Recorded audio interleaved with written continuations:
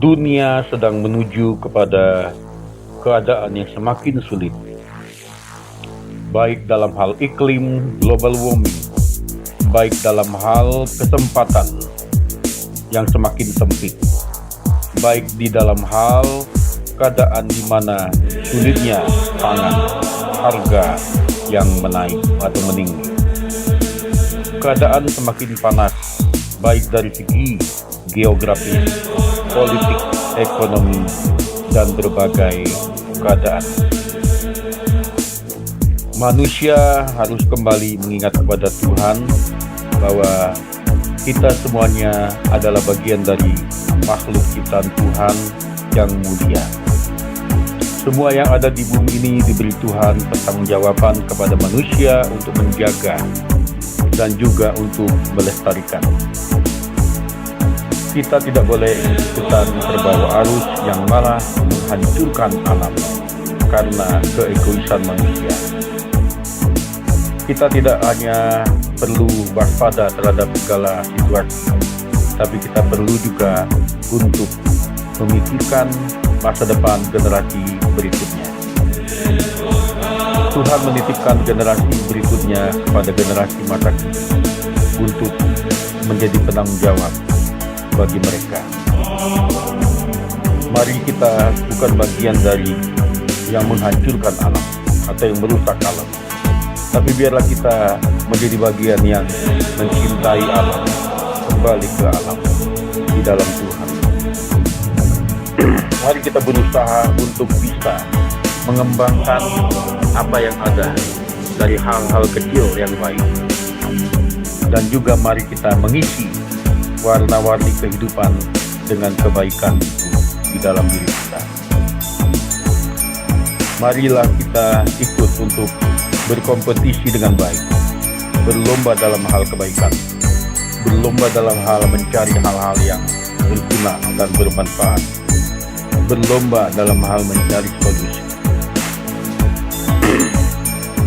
Di saat keadaan semakin tidak menentu, kita boleh belajar seperti lumba-lumba yang menikmati kehidupan dengan penuh kepastian, dengan semangat hidup yang tinggi. Kita tidak boleh hanyut di dalam ketakutan. Kita tidak boleh hanyut di dalam keterpurukan. Kita tidak boleh hanyut di dalam kebiasaan yang buruk.